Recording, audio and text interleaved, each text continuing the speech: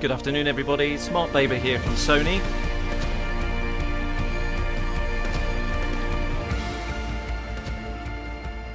And we're going to be with you in just over 3 minutes' time. Myself and Glyn Dewis, professional photographer, talking about capturing timeless portraits using people skills and technology. So just over 3 minutes. Grab yourself a cup of coffee, a cup of tea, and we'll be with you very, very soon. Looking forward to seeing you all.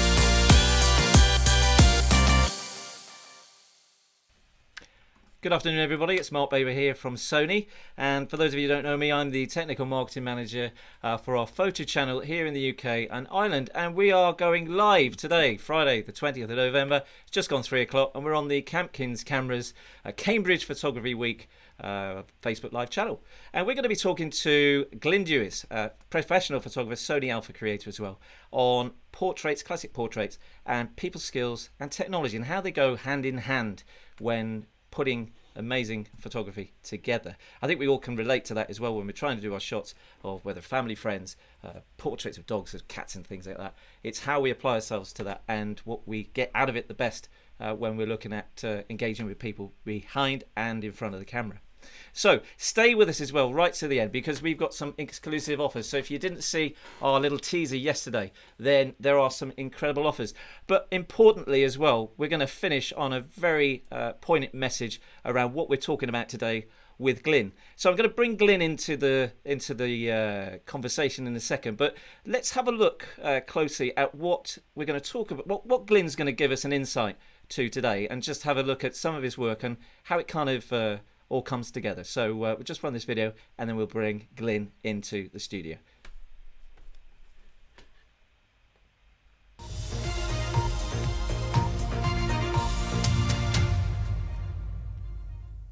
Let's take a moment now to consider the significance of this next story.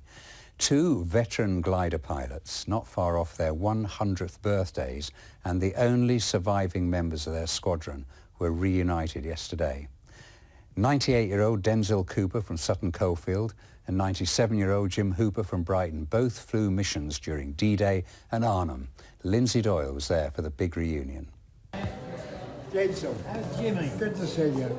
And you? Yeah, I'm fine, You're thank you. looking very well. Eyewitnesses to history, both men took part in D-Day and the Battle of Arnhem, carrying troops in the wooden planes without engines, landing in the middle of enemy territory. The glider regiment was the smallest in the British Army. We have been trained to do a job, and that is precisely what we do. And I don't know about Denzel. I did it with a degree of apprehension, but certainly not fear. What about you? Were you afraid? Never entered my head.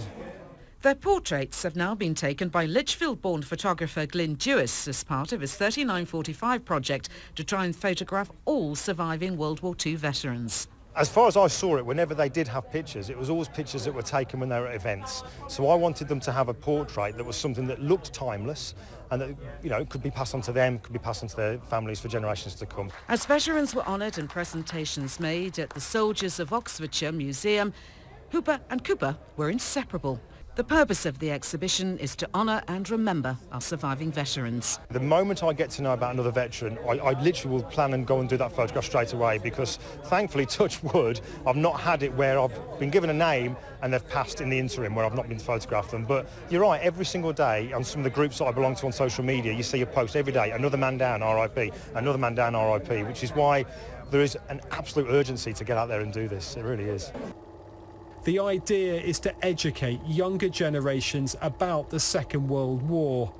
The exhibition runs until early next year. Incredible piece of work. And let's bring in Glyn Dewis and say, hello Glyn, how are you? Hello Mark, how are you, mate? Yeah, very good, thanks. A bit wet outside, but I'm not sure what it's like with you at the moment. But thanks for obviously sharing that. It just hopefully gives the audience an insight of where this has all come from, and as well as being obviously a photographer, a professional photographer using Sony, quite a remarkable project that you've put together, and is obviously still ongoing. I mean, where for the viewers and the people that are watching, where did the idea kind of come from? How did it start? It kind of happened by accident, to be honest with you, Mark. I've always had an interest in history, particularly that time in history, World War II, and the events surrounding that. But I kind of, first of all, started out just photographing reenactors, because there was a certain style that I wanted to create in my portraits, but I didn't want to photograph models as such. I've never been somebody who photographs models. I've always wanted to photograph real people, characters, if you like. So I started to sort of create a look which I kind of copied off photographers whose work I absolutely love. In fact, I'll show you a picture now. Let me just show you this picture here. This is where I got the original idea for the kind of look I wanted for these particular portraits. If I just kind of show you this one here. In fact, not that one. Let's have a look here. Inspiration. There we go. This here is two pictures. There's one by Annie Leibovitz, and you got Yusuf Karsh. And those pictures were the ones that completely inspired me for the look that I wanted to go for this particular work. But I was photographing these reenactors, and then all of a sudden I just got the idea that I thought, I really know what I want to do with my photography. I want to put it to a good use as opposed to just something for fun. And I kind of wanted to photograph World War II veterans, and it kind of went from there. I didn't know any veterans, but I found a Facebook group who had kindly allowed me to join, and They were a Normandy veterans group, and it kind of went from there. And it's kind of grown to more than I ever thought it would. And I think that's probably because I didn't intend it to. Do you know what I mean? It was done for the right reasons, because I wanted to give them the portraits. And it's just grown.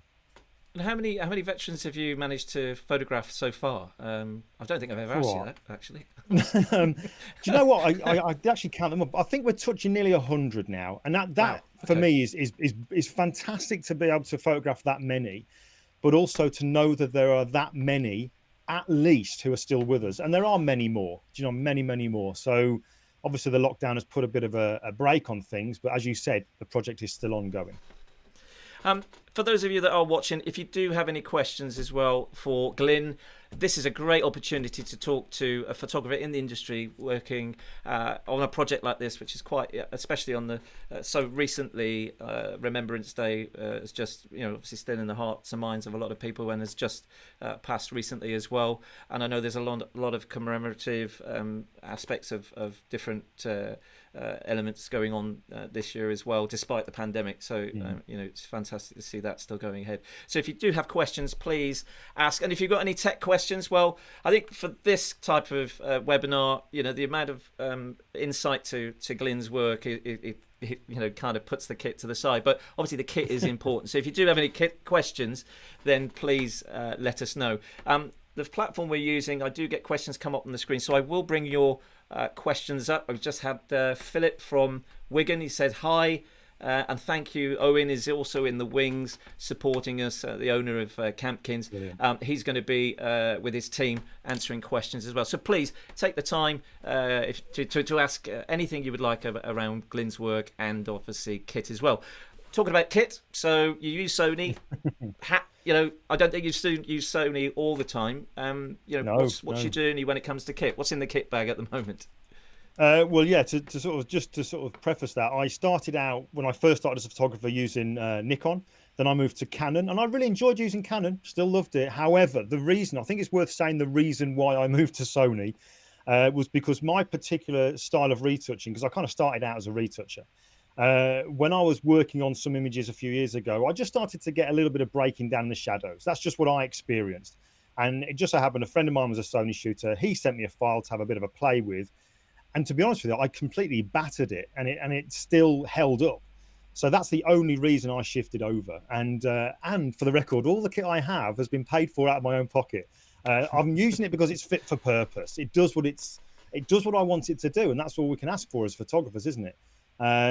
But the reason I originally started using it has kind of fallen by the wayside, because there's many more reasons, and I guess we'll talk about those in a short while as to why I'm just really happy with the kit. Do you know what I mean? I don't really give it much thought, if I'm honest, Mark. It does what I want it to do, so I can do what I want to do. Do you know what I mean? So, shall I show you some of the images and I can actually go through the kit I've got as well? Was that worth doing? Go for it. Yeah, absolutely. All right. Well, here's just examples of some of the images. This is a very dear friend of mine, Alan Scott, who was our only living Spitfire pilot. Wonderful, wonderful man. And I'll just show you an example of them. Hopefully what folks can see is that there's a consistency across the images, which is really, really important when it comes to doing a project. But the actual kit I'm using, the current kit I've got, I'm using a Sony A7R4, which I'm really, really happy with. And I do get asked what lenses I'm tending to use. And I'm actually a really big fan of prime lenses. I use a 55mm prime lens, the one you can see on the left there. That's when I'm doing the seated or the standing shots. And then you will have seen just maybe one or two really close-up headshots. Then I use the 85mm G Master, which is just insane for, really, really sharp, and it allows me to photograph at an incredibly shallow depth of field, and to be able to really control that, because that can be quite challenging. And we'll talk about how I do that actually, if you want as well. Lighting, keeping it really simple. We'll talk about that. I use an Westcott FJ400. I guess the reason I use this one as well is I love it. It works just like the camera does. Does what I want it to do, but also I like to have a wireless setup. It's really important for me, especially photographing veterans, elderly veterans with mobility issues. That's just something to really consider.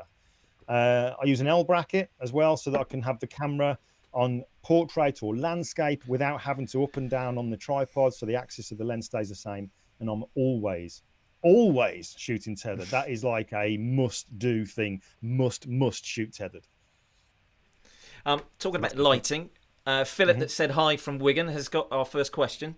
So I'm just going to bring that right up now. Here he comes. Here we go. Okay, so Philip says, if you use on-camera flash, what's the best setup technique that does not give a harsh light? Well, if you happen to use on-camera flash, is that what you're saying there? On-camera flash. Yeah. Do you know one thing that I used to do, Philip, which works really, really well, especially if you're in a room that's maybe got the walls quite close to you, confined space, or you're in a studio where you can go to the side of the wall. Just turn that head, because most on-camera flashes have a head that you can actually rotate.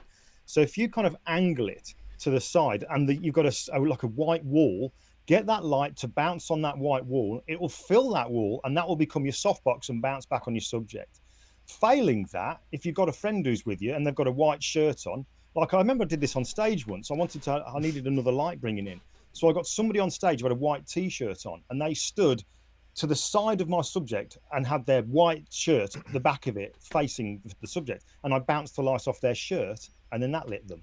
So it's just a case of being a bit kind of technical with it. The very least you want to do is to diffuse it, somehow diffuse it by having that small light there made bigger. It's very difficult to do that if it's on the camera. So I'd suggest the only thing you can do really is turn it and bounce it off something so it comes onto them. Brilliant. And there's more and more tips as well on your website, and we'll come on to that for those of you that want to see more of Glyn's work and find out more about his 3945 projects as well. Then we've got the links and the website to share with you a bit later.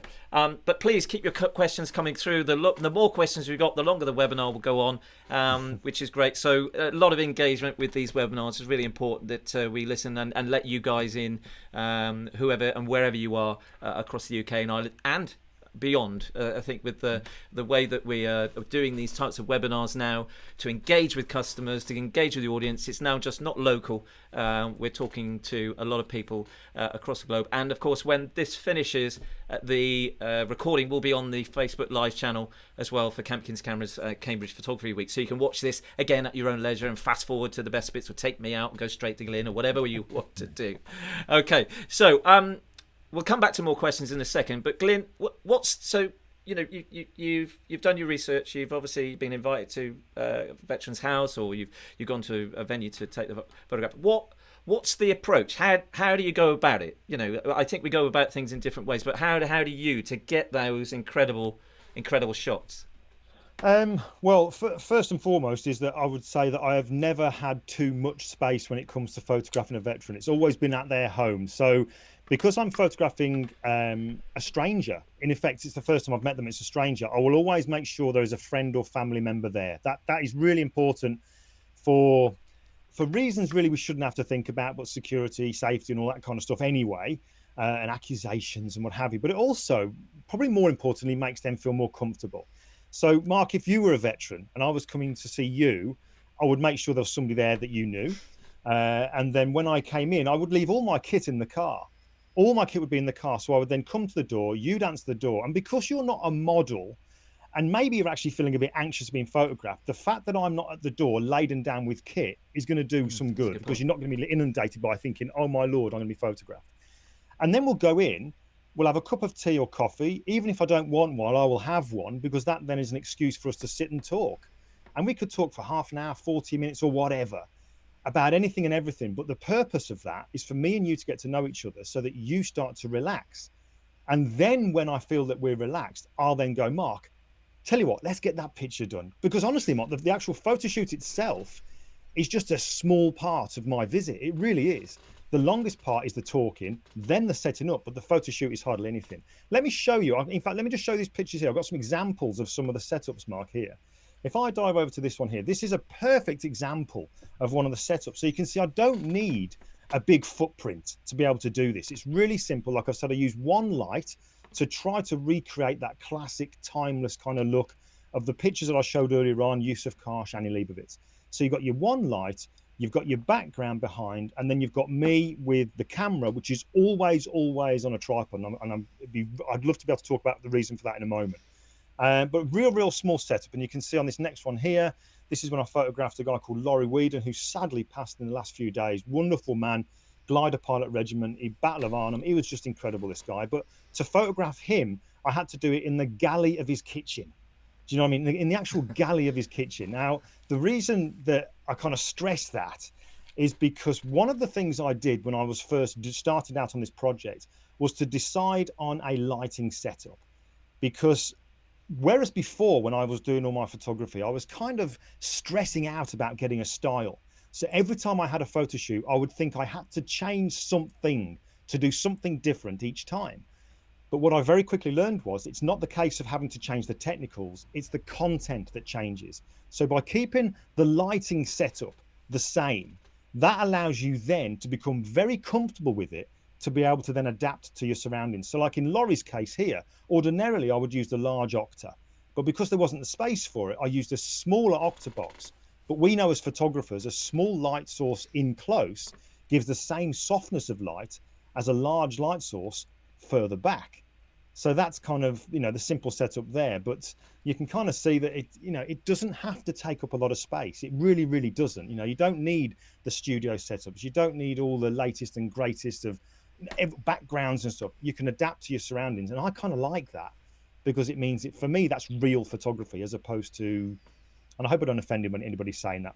Photography is photography. But for me, if I'm talking about me here, I want to photograph real people. And real people means in real environments, as far as I'm concerned. The thing I take from that is obviously the first impressions, seeing you as a normal, you know, just a normal person. I think I think I use the terminology like meet as people first, rather than client photographer. But from that point of view, you're breaking down any barriers if there is that kind of Totally, kind of uncertainty. And Mark, as well as the conversation. I'm sorry for butting over you, mate, but while it's in my head, please. the Carry on. conversation side of things. There's so much I've learned over the last few years, and it just seems that so much of it that has improved my photography isn't photography. Do you know what I mean? It's kind of I've learned to talk more than I take pictures, and this isn't just to help to relax people, which it clearly does because they get more comfortable with you, and when you start to have a bit of a laugh and a bit of a rapport going. But more than anything, what this does is allow you to kind of get to understand the person that you're photographing. And I know I've given you like a little video to play in a moment. This for me is one of the perfect examples as to why it is so important to not just photograph your people straight away. Don't treat every photo shoot as another photo shoot, especially, you know, when it's a portrait. Get to know them because it's amazing. Can you just do us a favor, Mark? Can you play the John Sleep video? And I want to, before you play, I just want to kind of say for those watching, if you'd gone to visit this guy and you're sat down there and you're talking to him before you have your photo shoot, look at how he is and how he's talking and his emotion. Would you treat this as every other photo shoot that you've done, or would you maybe think about approaching it differently? And I'll tell you what I did afterwards. Well, the first aid race, and of course it was so crowded, they put me in with the Germans. Then during the night, the MO come in and said, "You're keeping everybody awake with your swearing and ordering people about, you know," because I was in charge of 8 men. And he said, "We're sending you to Brussels tomorrow morning by train." So I arrived in Brussels, and the same thing happened there. During the next morning, they said, "We're shipping you out to England. You kept everybody awake." And then I arrived in Wales, Whitchurch, near Wales, there, a big hospital. And the same thing happened there. I was put into the main ward, and during the night they'd moved me out into a small room. Of course, I said, "What the hell am I doing here?" I said, "Well, you've been ordering people about and swearing all night." Were you aware that you were doing that? You weren't? Oh no, it still happens now.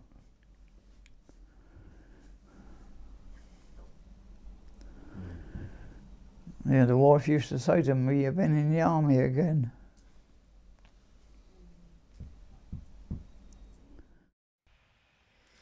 Glenn, I think, I think you know what we've just covered just sums that up, because if you've got a gung ho approach, or you're just in and out, need to get the photograph, and I know in certain circumstances, especially where work over the last good few months has been reduced, certainly from a photography point of view, you're not potentially listening to the person in front of you, accommodating their emotions as well, but also you're never going to get that image that you know the family and the person is maybe looking to get. And from your brief and your research, you're going to be far off from that. You know, quite a important message there. That guy there, that just wonderful man, John Sleep, who's ex-parachute regiment. He's 99 years of age. He's just an incredible man. He really is. And as I'm guessing everybody who's watching can see, as I know we've spoken about this one, Mark, that he is so, you can just see he's so emotional. He wears his heart on his sleeve. He really does. But when I'm kind of just talking about how I photographed John and the importance of talking, because when you get somebody like that in front of you, you can't just go in there, regardless of what it is that you want to come away with from this photo shoot. I must have a seated shot, a head shot, and what have you. You've got to adapt to the person you're with. You've got to do what's right for them. And for John, it was okay. Let me just show. Actually, I'll show his picture. Then let me just explain how I did it. But here's the portrait that I ended up taking of John. And hopefully you can see that he doesn't look like somebody who's close to tears. He doesn't look that at all. The reason, the way I photographed John, and this is where the technology goes hand in hand with certainly how I'm working and how it's really helped me, is because I had thoughts when John was talking to me that if I used a flash, I don't really know how that's going to react to him, how it's going to make him react, rather, because he's clearly suffering with post-traumatic stress. At the age of 99, he still has it. So I don't want to go there and cause him any sort of emotional kind of breakdown or anything like that, you know. So I always have with me not just a flash, but in the car I also have a constant video light. So instead I chose to use that as well. So I bring that in, I set it up in exactly the same way. The constant light goes into the softbox. I get John to sit down, and the great thing is with that is what you see is what you get. I can see where the light's going to go. I get John to sit down. I put my camera on the tripod. But the thing is, with my camera, this is where the technology, which you maybe dismiss at first, and you don't think really it's that important, or I don't really do that kind of work to sort of justify needing it. But this is where this is when you kind of think, I'm so glad I've got that, because with John, I then turned on face tracking, so that the camera is now tracking John, because the last thing I want to do, having built a rapport with him, is to hide behind the camera, because then he's going to start to feel anxious about being photographed, and I'm not going to get the real him. And actually, this is how I photograph everybody. But I can then put the camera into silent shutter, face tracking, and I plug in a cable release. So he's not going to see my finger doing this. He's not going to hear a click, and he's not going to see a flash. So as far as he's concerned, me and him are just talking, and I haven't started taking pictures yet. And I just said to John, tell me about being a para, John. Tell me about what your training was like. And he's going into it. And while he's doing that, I'm doing this, and he doesn't see it. I'm pressing the shutter through the cable. The camera's tracking his face. So wherever he's moving, he's quite a sort of demonstrative kind of man like this, you know, but the camera's locked on. At the end of it, he stops talking, and I get my laptop and show him. I say, John, you nailed it. I'm so happy with these. And he's like, I didn't know you were doing that. He said, you crafty devil. Ways and means, John, ways and means. And you just have to kind of adapt, you know. But so things like, again, the talking is so important, and the technology hand in hand, it just works, you know. With the technology, then the first thing I think of just putting my kind of technical marketing hat on is silent shooting. So obviously, with older traditional DSLRs, you don't have that. That's a feature of mirrorless from pretty much day one, with a lot of manufacturers, obviously including ourselves. So silent shooting.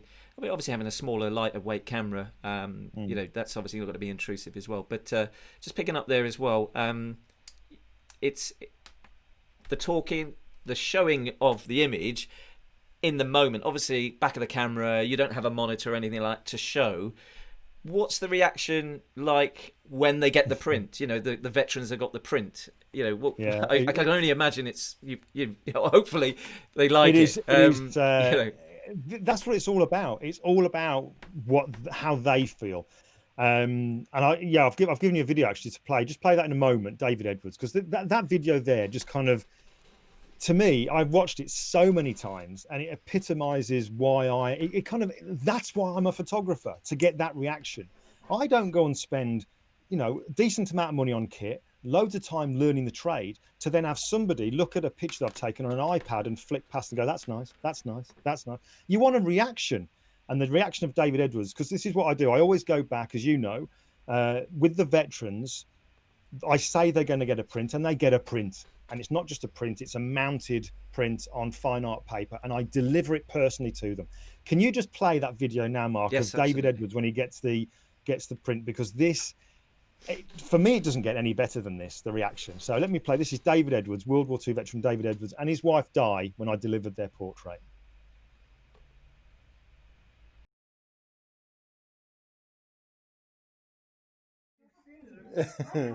Nobody's seen it yet, apart from me. All right, and do you want to have a look at it then? Turn it over. Oh my gosh. Oh boy, that's a portrait. That is brilliant. Lovely, isn't it? You've even got that cheeky, silly look about It's like a it. painting. It's lovely. Oh, just look at that. Family. I can't get over it. Even your tie's at an angle. Look at it. Nicest photograph I've ever had taken. He's in tears now. Oh, bless. Yeah, look at that. It was worth all the work, wasn't it? It was worth the second visit. It was worth a second visit, definitely. I can see But it. you've got his hands as well, is so good. I used to do a lot of painting. Uh-huh. And very often, it's more, you know better than me, it's more important what you leave out than what you put in, isn't it? That's it. It's gorgeous. But look at the arms and the chairs and just this coming through there. fades away there, look. It's lovely. And there, and your point of interest Point comes of on there. interest is your face. Lovely, yeah.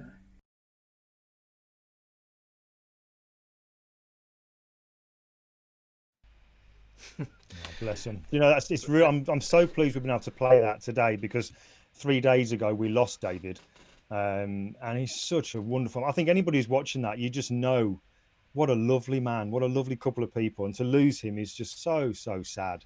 But it shows how damn important it is to take portraits, not just veterans' portraits, but anybody's portrait, because that is such a precious thing for people to have in years to come, to spark memories of somebody. It's so important. It's way more than the kind of stuff that we get so involved about, you know, pixels and stuff like that. Of course that's important, I know, but take the pictures. Do you know what I mean? Just take the pictures.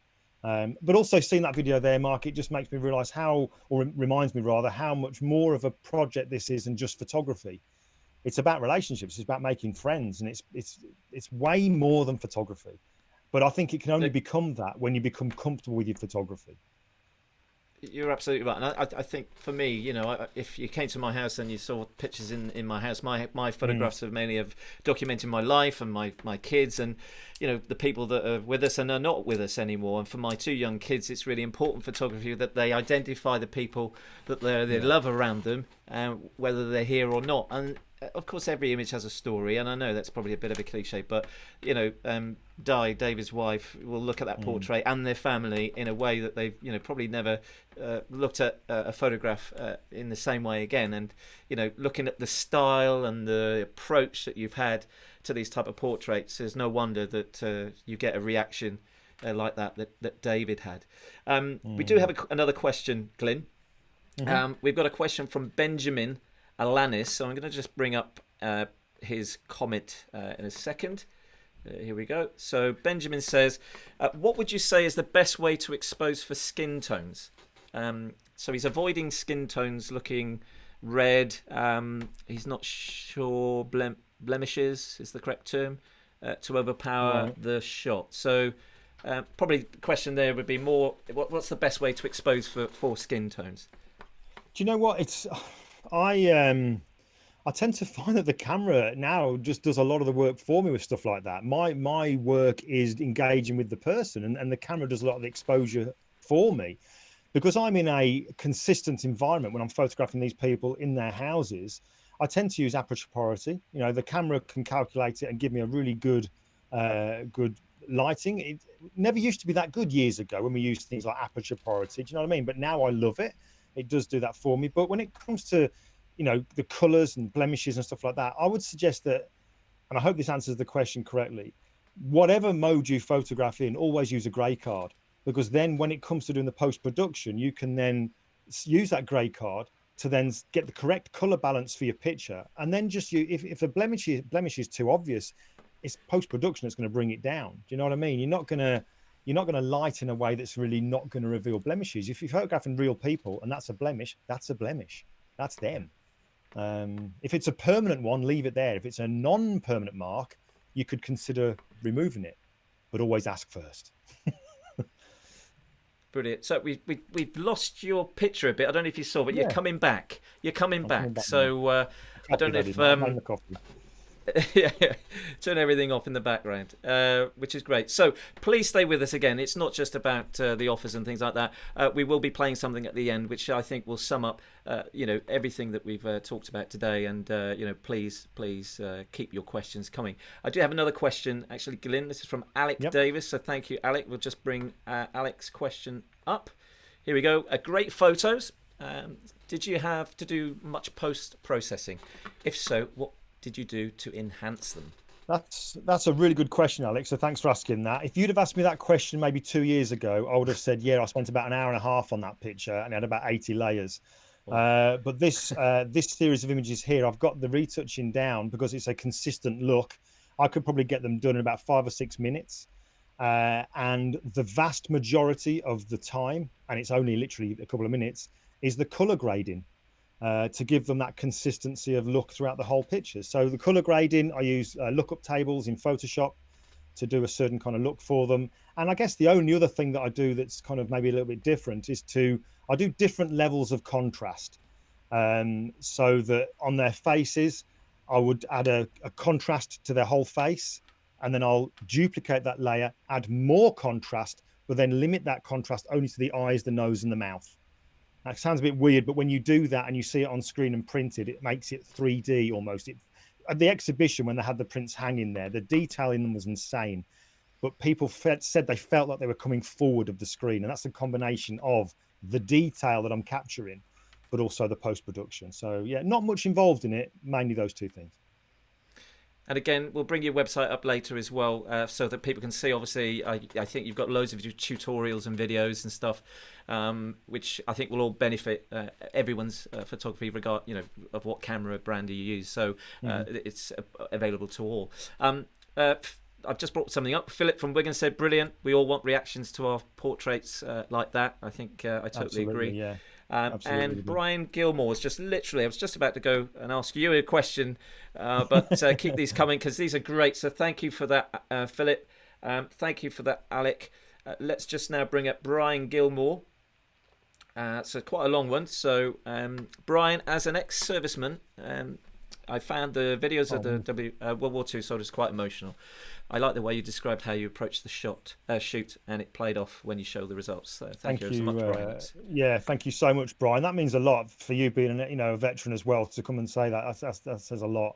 This is, I would say, the most important thing I think I've ever done, not just in my photography life, but in my life. It really has, and it's amazing how photography can have an impact on your life. Do you know what I mean? I think we all go through stages of when we start out photography, and we use words like passion and stuff like that. It just seems like the words that we have to use. Do you know what I mean?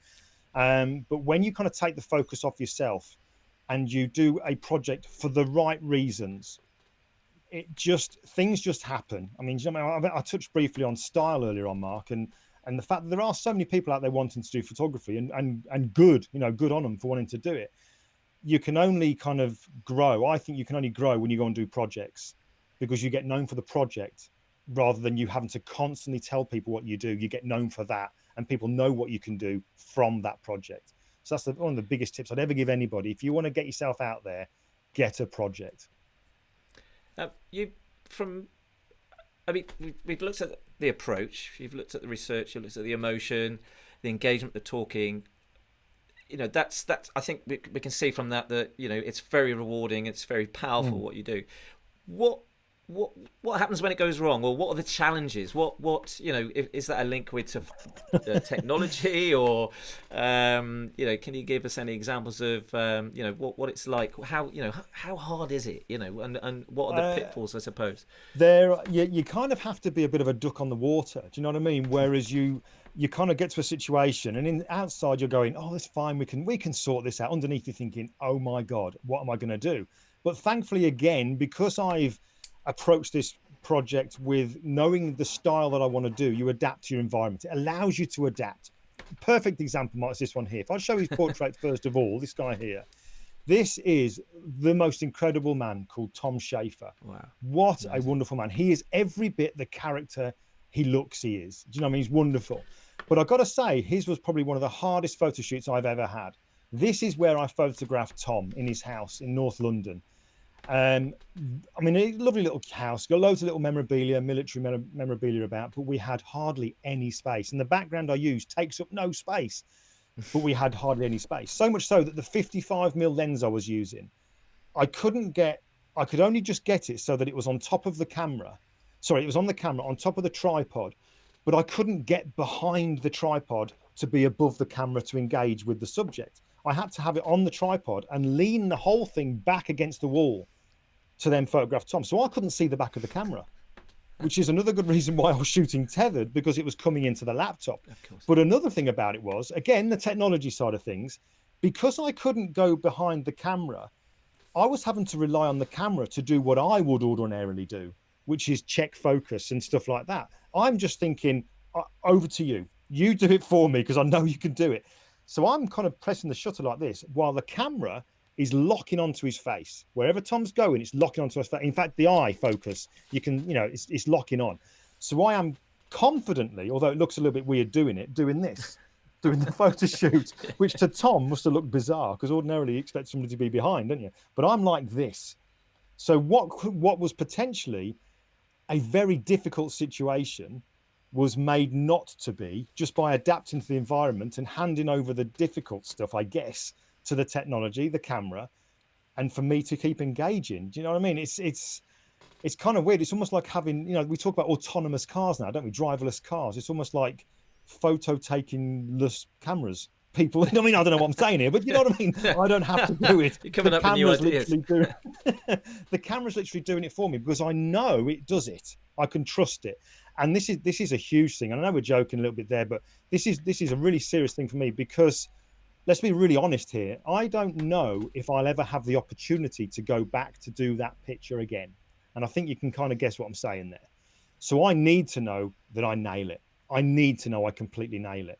And thankfully I have that confidence for the camera to be able to do that. So I've never been happier with my kit than what I am now. And that's not something that's a bit cliche or I've been asked to say. That is genuinely how I feel about it. No, it's really good to know. And for those of you that are not aware, obviously, it's going to lead me into my next question. But the Sony system, we have a lot of people, I think, Glyn, think that the A9 sits at the top of the, pyramid of all the cameras we have. What it does, it actually sits in the top of the pillar of speed and autofocus. And the cameras that you're using, the A7R series, is obviously based on resolution. So the A7R 2 and 3 is 42 million pixels, and the A7R4 that you have is 61 or 60 million. So incredible detail. We have an A7S, which probably some of you are aware, that is the more of the video centric, very extremely low light camera that sits under sensitivity. And then we have the all-rounder, which has an element of everything with similar autofocus to the A9, and that's the A7 III. And I'll come on to some offers in a second. But you've got this, you talked about style, but some of these portraits are obviously sitting, standing, and some of them, not many, but the portraits have this really shallow depth of field. Now, I can only assume is that maybe something like the G Master, which is the bokeh on that is incredible, or can you still get it with a smaller lens like the 55? How do you go about that? How do you get that shallow depth of field? Because when I'm trying to do my kids at home, I can't get it that that shallow. I'm doing something wrong, obviously. I mean, for something like that, maybe the kids aren't the best subject for it because they're going to be moving around a lot. And actually, that's a good point to make because, if anybody's looked at the series of portraits, they'll notice that not every veteran has got a close-up portrait taken. Do you know what I mean? It's not everybody's got that. There are some of them. Let me just show you an example of them, actually, so you can see what Mark's on about there. This is a guy called Frank Pendergast. And I don't know, hopefully that's shown up quite clearly, but you can see that the eyes are absolutely pin sharp. And then it's kind of dropping out literally from the bottom of his eyebrow. It's then dropping out of focus and what have you. Now, the way I do that, it is using that Sony G Master, this one here, which is the 85mm, the 1.4. And those portraits are shot at around about f1.8, maybe f2, something like that. So it is an incredibly shallow depth of field. Now, although the cameras can lock on, using the eye focus, and that works brilliantly. And I think earlier this week there was a video I'd put together which showed that on people and on animals.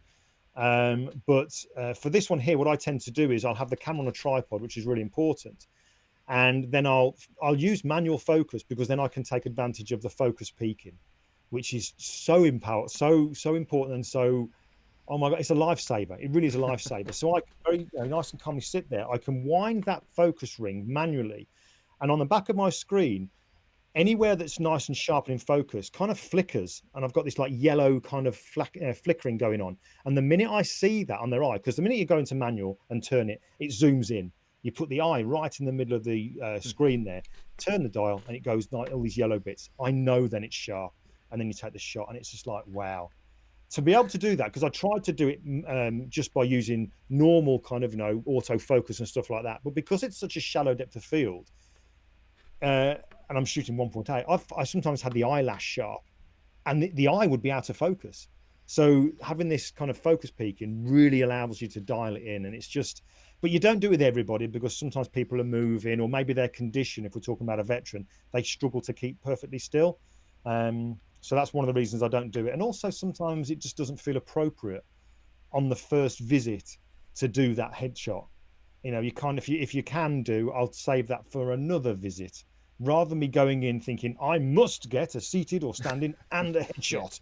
You've got to kind of adapt. Again, we've talked about that earlier on. You've got to adapt to who you're with. We don't have any more questions at the moment, but Owen's just brought this up. Mark and Glyn are loving your involvement. We certainly are. So please keep asking those questions.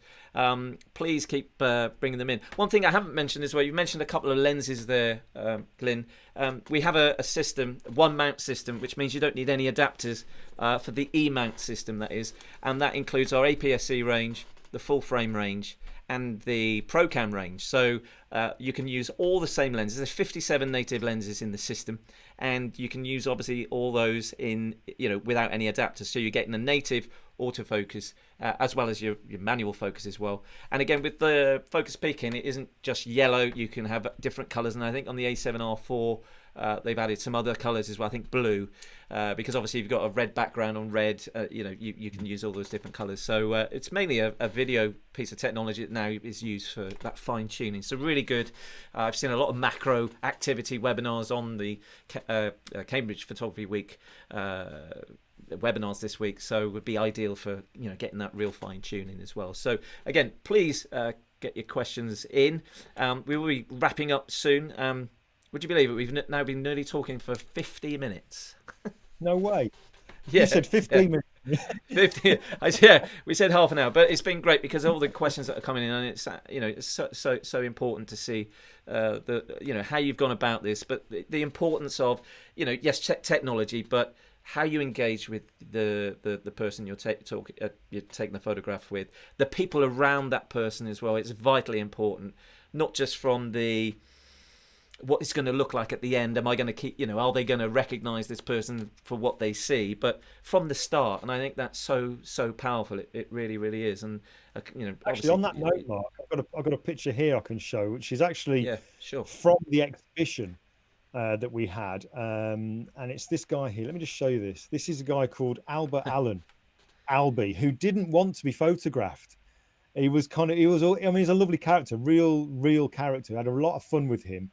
But I thought it was really powerful when he was at the exhibition and he stood next to his own portrait. I loved that. It just seemed to really, I don't know, just the look on his face. It was almost like he was kind of like saying either he was proud of the person he was looking at, or was it me, or whatever. I don't know. But to be able to do that for the veterans was great. But you can see there the detail was just. It was almost like there was two Alberts. You know what I mean? It was just. Wonderful. No, it's very, very, very, very powerful. So for those of you again that aren't aware of Glyn's website, there it is, www.glendewis.com, and also the 3945 project. So I'll bring that up a second. Let's just make sure I bring that up. Here we go. Is www.3945portraits.com. So please visit those if you want to find out more information about Glyn and his work. And like I said, on his website there are a huge amount, on your YouTube channel as well. Actually, I think your social channels are coming up here. So let's just remove those. There we go. So at Glyn Dewis, I think that's Instagram, YouTube, Everything. pretty much Keep everything. it simple. And obviously, if there are any questions that you haven't managed to ask today, then fire them at Glyn, and he'll be more than happy to pick them up. And if there are other questions that you want to push through Campkins, through the Cambridge Photography Week, then please do, and we just ask Owen and his team to forward them to us at a later stage if you don't have the time to answer these right now. Glyn, it's been an absolute pleasure. Before you go, there's a couple of things I just want to share with the Campkins audience. You might have seen yesterday that we have a UK and Ireland nationwide cashback campaign. It's on selected items. So if you are looking at, for example, an A7 Mark III that Owen's picked up on the comments, I think that's roughly around £1,750, £1,800. I think it's £200 cashback on that. And on top of that, we also have a lens scheme. So if you haven't already, or you will do when you purchase your product, register your camera or your camera body with this website here. It's www.sony.co.uk/mysony, and then you can be entitled to another £100 off your next lens purchase. So don't put it into cashback yet. Register your product, and you may get even more money off. And if that's not good enough, then all this week Campkins are offering 10% off, so you'll save 10% off those prices as well. So it's an incredible time to buy. It really is, with Black Friday around the corner as well. And if you've seen some of the Black Friday deals, you might actually see that some of these this week with the Sony kit are better. So you might want to buy through Campkins this week. For those of you that aren't aware, we also have a free grip. My goodness, I've never talked about so many offers in my career on these webinars. A free grip worth £170 if you're looking at the ZV-1, the vlogging camera. Fantastic camera. And if you want to find more out about the vlogging camera as well, then I have a little video that we've put together for Campkins for Cambridge Photography Week, which is on Sunday at 12 p.m, the 22nd. That will give you a good idea about this camera. So save 10% off that, £69, and you get a free grip, which is absolutely incredible. Glyn, we don't have any more questions. Cliff Harvey says, very well done and informative as usual, Glyn. Thanks for your time today. Thank you, Cliff. Absolutely. Can't say much more than that. Thank you for that. Again, is there anything you want to add before we kind of sign off? I don't know, really. I just sort of say that, well, yeah, there is actually. When it comes to taking your portraits, spend more time, 80% of your time talking, 20% of the time taking the pictures, and you will get the kind of pictures that we ultimately want as portrait photographers. It's all right. It's all well and good saying, oh, that's a nice picture, it's well composed and all that kind of stuff, and it's nice and sharp. Obviously, that's important. But when it comes to actually the final product, when you give that to the person, or maybe somebody who knows the person that you photographed sees it, when they look at it and go, that is so them, that you've got them down to a T, that is fun. Oh yeah, that is so them. That is ultimately what we're after. It's all well and good having a great picture that's just nice. Ultimately, we want that and somebody saying that is so them. And you're only going to get that when you spend time talking to them. Inspiring. Thank you, Glyn. And just one final comment there. Alex Davis says, excellent session. Thank you. So again, thank you, Glyn. We're going to fade out now with some footage to kind of just sum up the emotion and the feeling of the content that Glyn has photographed, and how important it is to us not to forget and remember those loved ones around us that obviously fought in previous wars and still with us or not with us today. So thank you for your time. Thank you to Owen and his team all week. Have done a superb job putting all the content out. So thank you, Owen. And just one more video on Sunday for me. If you could put that one up, that would be fantastic. But thank you for all your support, and have a great weekend. And we'll just finish on this very, very short video before we go. So thank you ever so much, and have a great weekend. Thank you, Glyn. All the best. Cheerio.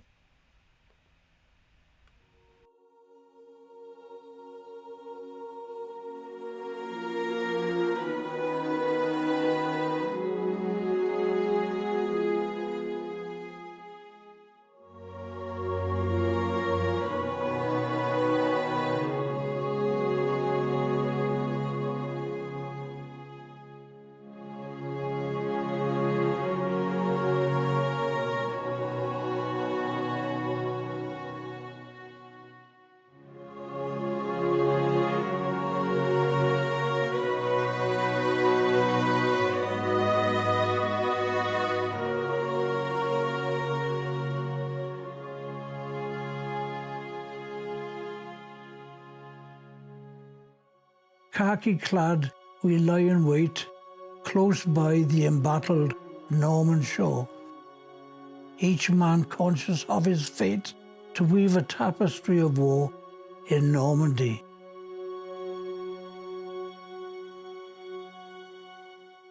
Soon the evil roar of 1,000 guns defiles the summer sky, as fate decides which of its sons will be the next to die in Normandy.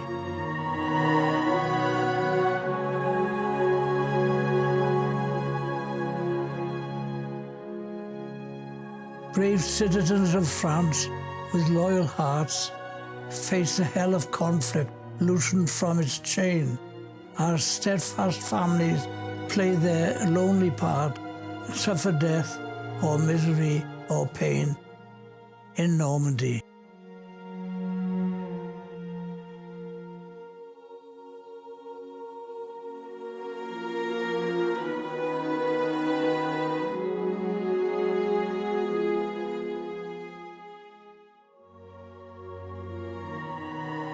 No redcoat tale of glory here we tell, where every yard of bocage takes its toll.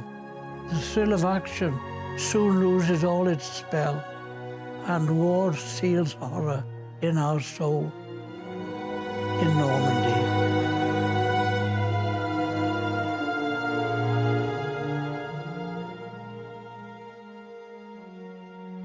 Then fear takes second place to pride.